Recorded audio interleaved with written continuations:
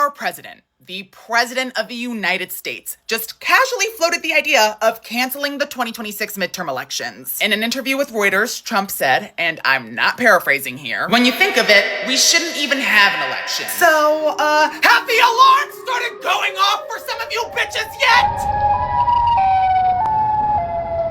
Hi everyone, if you're new, welcome. If you're not, you know what fucking time it is, bitch. It's time for the Daily Scream. When asked if he would respect the results of the midterms, he said, "I respect elections, but they're rigged." The White House immediately tried to clean this shit up, claiming that Trump was just joking. So a reporter asked a very basic question. Does the president find canceling elections funny? And instead of answering, Press Secretary Caroline Leavitt just snapped at him. Were you in the room? No, you weren't. I was in the room. I heard the conversation, and only someone like you would take that so seriously and pose it as a question in that way. Here's the problem.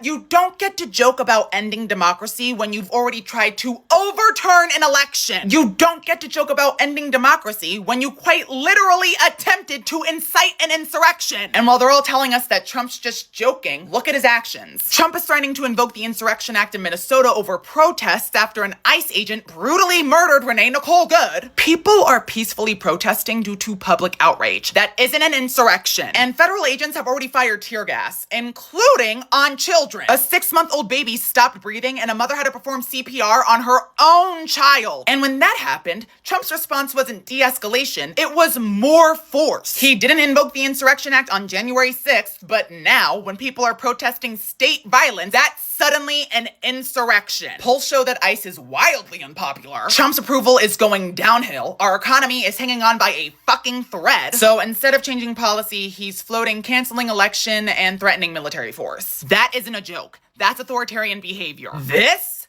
is how democracy erodes. So again, I ask, are the alarms going off for you yet?